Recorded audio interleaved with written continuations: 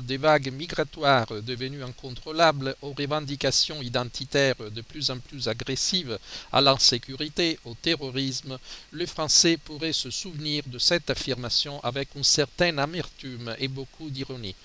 Pourtant, en lisant l'ouvrage que publie Jean-François Chemin, Ils ont choisi le Christ, il est permis de se demander si le défunt président de la République n'a pas prophétisé sans le savoir. Le sujet est tabou. Ni les gouvernements successifs, ni l'Église n'en parlent, de sorte que le phénomène, privé de toute visibilité, semble ne pas exister, mais quoique très difficile à comptabiliser, il est réel. Chaque année, en Europe et d'abord en France, de nombreux musulmans demandent le baptême. Bizarrement, alors que le média parle d'abondance de Français convertis à l'islam, il n'est presque jamais question de ceux et celles qui font la démarche inverse. À ce silence qui les entoure, Jean-François Chemin, qui travaille au sein d'une association d'aide aux convertis, trouve plusieurs raisons. La menace de mort, très réelle, même dans son pays, qui pèse sur les apostats et incite, sauf exception, ces nouveaux chrétiens à la discrétion. La gêne des autorités catholiques engagées dans les dialogues œcuméniques, qui estiment condamnable tout prosélytisme. Enfin, le peu de sympathie éprouvé par les autorités envers des étrangers qui, convertis, révèlent un amour de la France et du Christ pareillement en rupture avec les valeurs républicaines. Mieux vaut donc faire comme si de rien n'était. Cette conspiration du silence, cette lâcheté ecclésiale qui sépare du masque de la tolérance sont cependant combattues par un phénomène déjà signalé par Origène au IIIe siècle, mais que l'Église n'avait pas vu se renouveler depuis ses commencements. L'intervention divine directe et fréquente auprès de certaines âmes amenant, par les biais de ce qu'il faut bien appeler des miracles et des apparitions, à des conversions fulgurantes.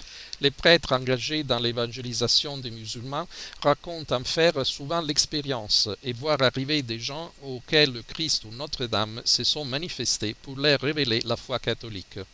Il faudrait s'interroger, Jean-François Chemin n'y manque pas, sur ces interventions directes du ciel auprès d'âmes animées d'une soif ardente de Dieu et de la vérité, qui dans son pays chrétien ne trouvent pas à se désaltérer.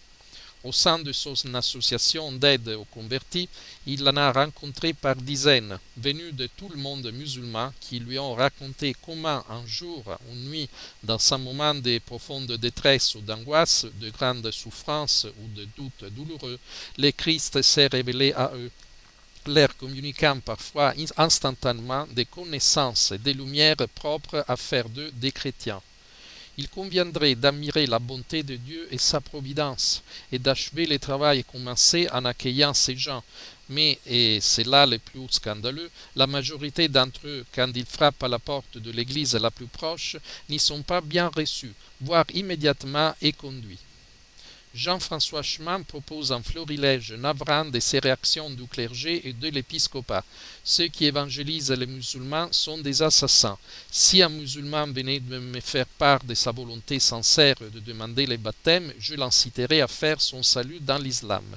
Vous allez faire l'erreur de votre vie. Vous me décevez.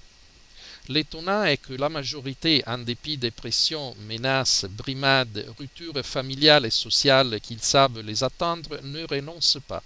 Certains, en particulier les femmes, les payent de leur vie, égorgés par un époux ou un père qui n'a pas supporté leur conversion, martyrs occultés sous l'appellation de féminicide ou drame familial.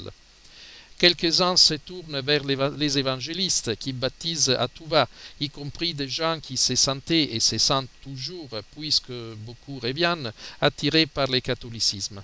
D'autres enfants trouvent dans les paroisses traditionnalistes ou charismatiques l'accueil, l'appui, la compréhension dont ils ont besoin.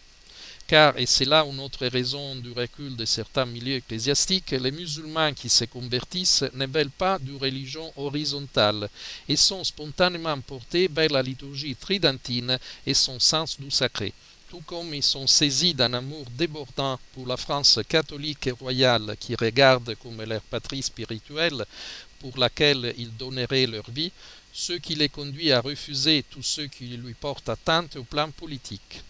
À l'un de ces anciens coreligionnaires qui lui faisaient remarquer avec mépris que les églises de France sont vides, Tarek, fondateur de l'association SOS Églises de France, a répondu: elles ne le sont pas toutes et dans 20 ans elles déborderont parce que nous, les convertis de l'islam, nous les aurons remplies. Cette conviction, d'autres nouveaux catholiques la partagent et prennent tous les risques pour qu'elle devienne réalité.